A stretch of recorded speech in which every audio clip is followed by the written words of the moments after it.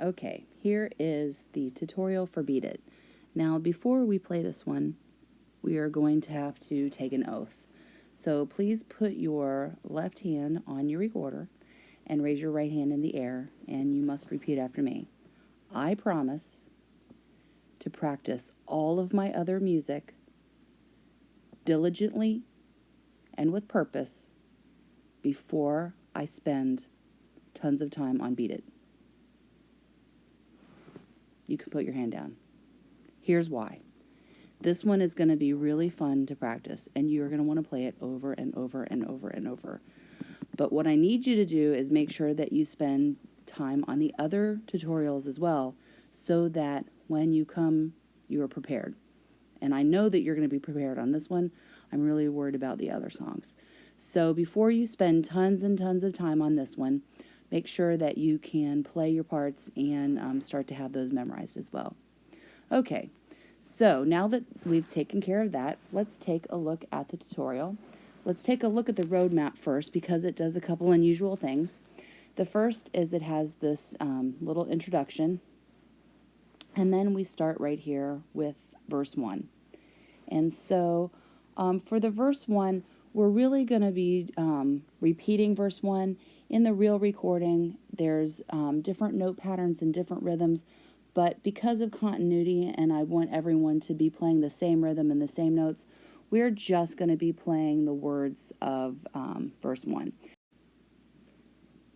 So the introduction starts, and we count, and then once that little bass line is played on the xylophone, then we start at verse 1, and we play all through verse 1, and then we play the chorus, and then we play the rest through the chorus, and we play some more of the chorus. Then we're going to repeat, and then we repeat back to here, and we play all this again, and then the second time we take the second ending, and this little Beat It, on the recording, you couldn't really hear how it fades out, but what we're going to do is we're going to play that, and fewer people play that, so that it has a nice decrescendo.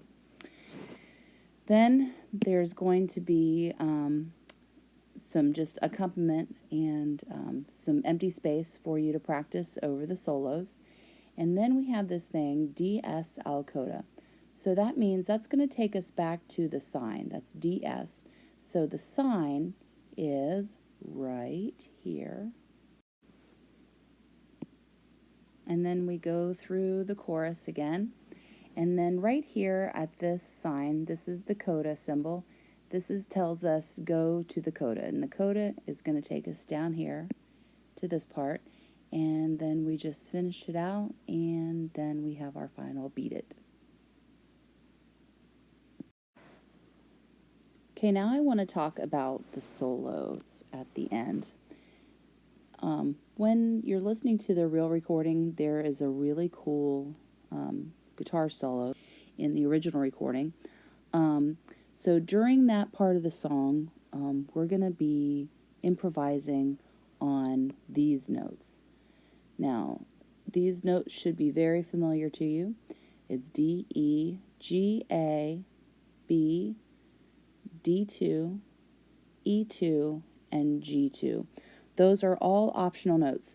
Don't feel like you have to play every single one of them, but those are the notes that I'd like you to play. I'd like you to steer clear of F sharp and also steer clear of C.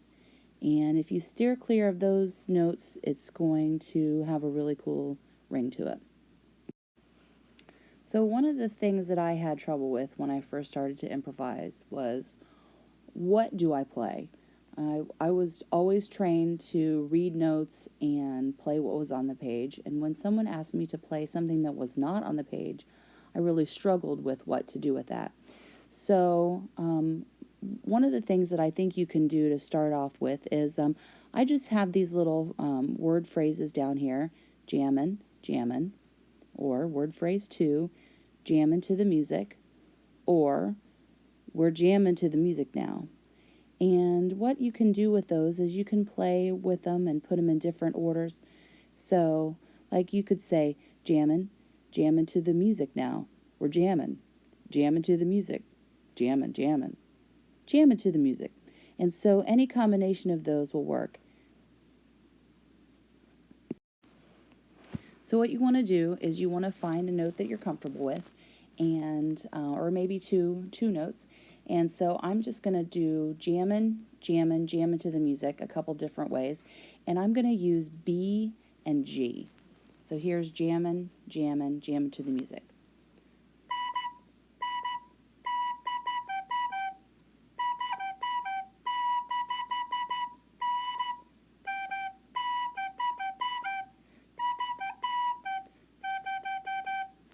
So that was just a little solo that used just B and G.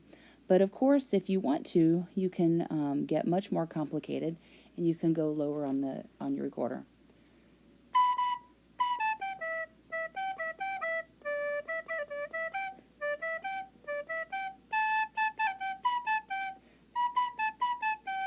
So that was just B, A, G, E, and D. And then, of course, you can also go up into the higher register.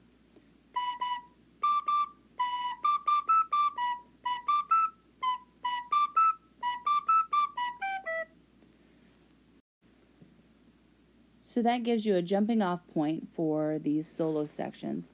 Remember, improvisation is really a fun thing to do, because whatever you do and whatever you create is correct. There are some things that sound more correct than others, but really it's your solo, so you can do what you want. I just gave you these words as a starting point.